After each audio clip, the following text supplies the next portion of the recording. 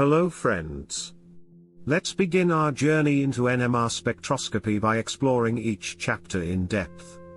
In this first chapter, we'll cover the basics of NMR spectroscopy. Nuclear magnetic resonance, NMR, spectroscopy is a powerful analytical tool used to characterize organic molecules by identifying the carbon-hydrogen structures within them. NMR provides information about the number of magnetically distinct atoms of the same type. There are two common types of NMR, proton NMR, which determines the type and number of hydrogen atoms, and 13C NMR, which determines the type of carbon atoms. The source of energy in NMR is radio waves, which have long wavelengths and low energy. When these radio waves interact with a molecule, they can change the nuclear spins of some elements, including proton and 13C.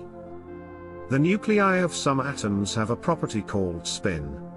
These nuclei behave as if they are spinning, similar to the spin property of an electron, which can have two spins, plus half and minus half. Each spin-active nucleus has a number of spins defined by its spin quantum number, I. Friends, the most abundant isotopes of carbon and oxygen do not have spin. Elements with either odd mass or odd atomic number have the property of nuclear spin. The number of spin states is 2I plus 1, where I is the spin quantum number. Although interest is increasing in other nuclei, particularly C13, the hydrogen nucleus, proton, is studied most frequently.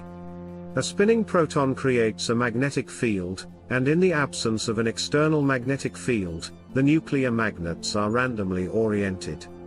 In a magnetic field, the nuclear magnets are oriented with or against the field. The spin of the positively charged nucleus generates a magnetic moment vector, mu. The two states are equivalent in energy in the absence of a magnetic or electric field. When the magnetic field is applied, the nucleus begins to precess about its own axis of spin with angular frequency omega, known as Lambda frequency. The frequency at which proton precesses is directly proportional to the strength of the applied magnetic field. If radiofrequency waves of this frequency are applied, the two fields can be coupled, causing a spin change, a condition called resonance. It should be noted here that in a strong magnetic field, P0, the two spin states differ in energy.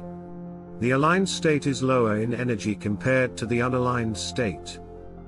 When energy is absorbed, the spin state transitions from aligned to opposed. The energy difference, delta E, is equal to h nu, where h is Planck's constant and nu is the frequency of the radiation. The Lambda equation, delta E equals h nu, can be transformed into nu equals gamma/2 pi b0, where gamma is the gyromagnetic ratio and b0 is the strength of the magnetic field. Gamma is a constant that is different for each atomic nucleus. Nuclei precess at frequency omega when placed in a strong magnetic field. If the frequency of the incoming radiation matches the precession frequency, energy will be absorbed, and the spin will invert. Friends, different nuclei have different resonance frequencies depending on their abundance, magnetic field strength, and gyromagnetic ratio.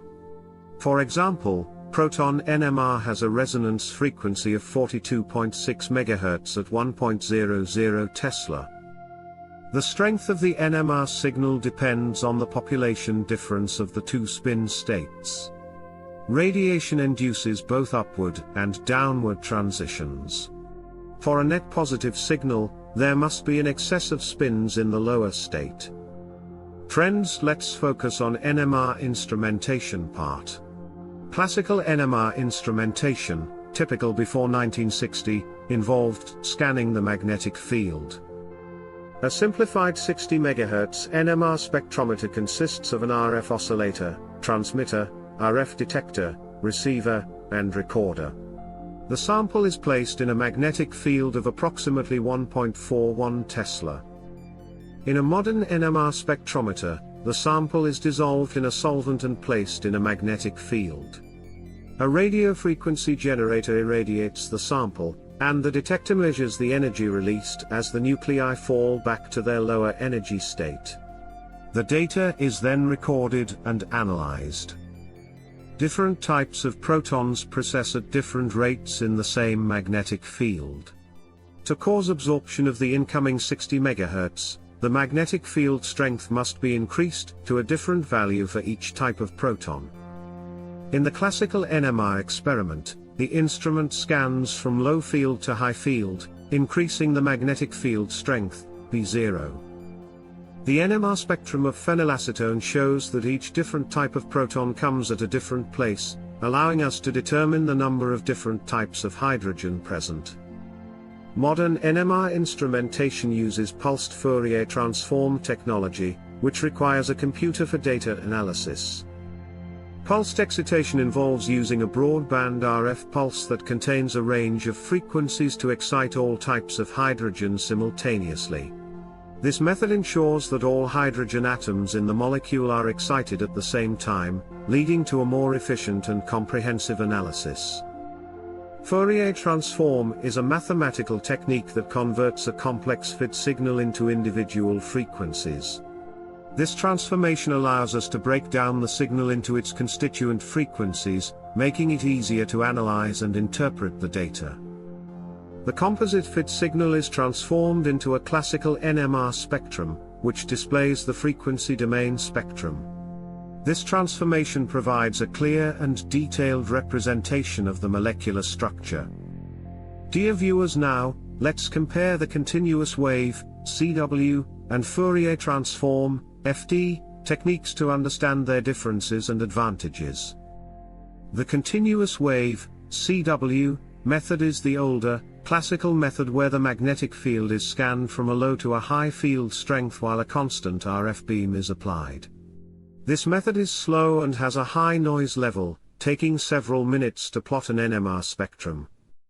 The pulsed Fourier transform, FD, method is a newer, computer-based method. It involves an excitation pulse, data collection, and Fourier transform, all of which take only a few seconds. This method can be repeated many times quickly, leading to improved signal quality and lower noise levels. By adding the signals from many pulses together, the signal strength is increased above the noise level.